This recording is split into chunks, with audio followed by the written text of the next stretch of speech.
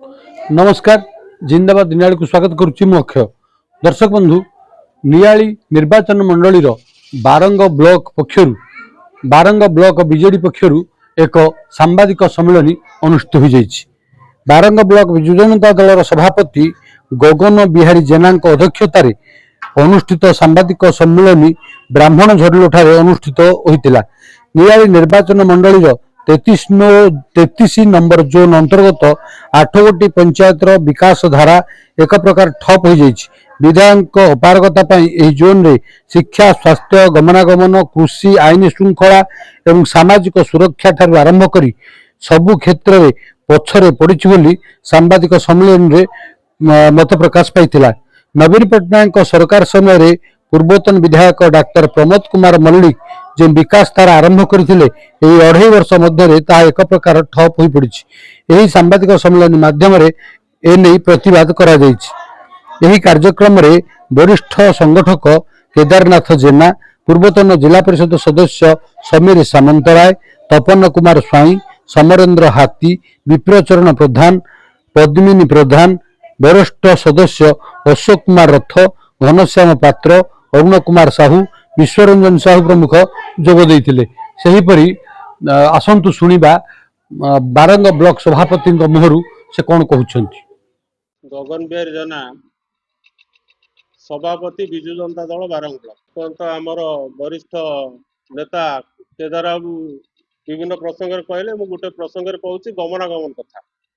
आम पूर्व नवीन पट्टनायक सरकार समय प्रमोद मल्लिक प्रतिनिधि समय नियाली माधव पनिवाड़ पर्यंत 44 किलोमीटर 40 रु 44 किलोमीटर रास्ता 335 कोटी टंका मंजूर होता तार टेंडर प्रोसेस को जाइला। तापर सरकार बदलिला एबेकार जे विधायक सरकार से रास्ता को एपर्यंत करिपाइले नै। एबे से को तार जो अटकल को 224 कोटी टंका रे रखिछंती।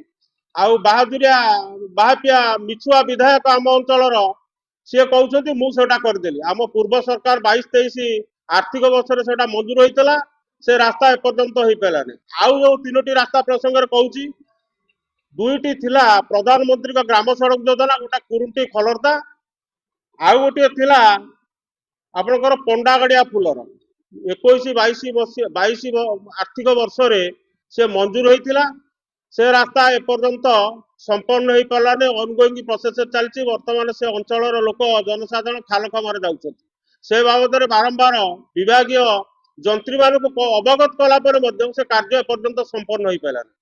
2टी रास्ता कथा कहूँ 3टी रास्ता आम नियाली निर्वाचन मंडली में पीएमजो साहिर से आरआंड की जाता। गोटे हूँ कुरुटी खलरदा आउ गोटा हूँ सरीचुआ ब्रिज खलरदा ठारू 11 किलोमीटर केते झारपड़ा पर्यंत से 2टी रास्ता एपर्यंत असंपन्न अवस्था अच्छी। आउ गोटे रास्ता आमर फुलर जेना साइटारू भाया उंदोटी पुरुषोत्तमपुर सिंगल सेतु पर्यंत से रास्ता मरण जनतार पलटि से लोक यातायात हो पारना। मैदरपड़ा गोविंदपुर गोटा हूँ आम अंचल मुख्य रास्ता। गोविंदपुर थिला आम पूर्व निर्वाचन मंडली मैदरपड़ा संजोग हो प्राय बोधे 15-20 किलोमीटर हम से विभिन्न मेडिकल स्कूल कॉलेज लोक पिला यातायात करती व्यावसायिक लोक यातायात करती सी गोटा मरण साधारण भाव आप देखिपारे। आम मैदरपड़ा सीएससी की 8-10 कोटी पंचायत लोक निर्भर करती तार मुख्य प्रवेश पथरे से गोटा गर्त होती लोक यातायात करना। आ ये विधायक बास्पट मारुंट आम करदेलु।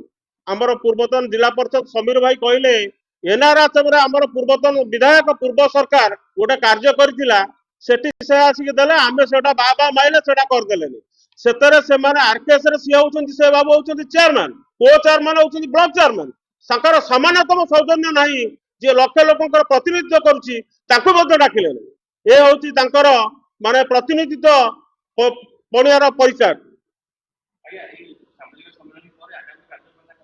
जदि आपण माध्यम सरकार विभाग पदाधिकारी माने ए प्रसंग में कौन उत्तम पदक्षेप न नियंती आमे बाध्य होई बारंग विजु जनता दल राजरास्ता को ओल्लैबू आउ सरकार ऑफिस की आमे ताला पकेबू।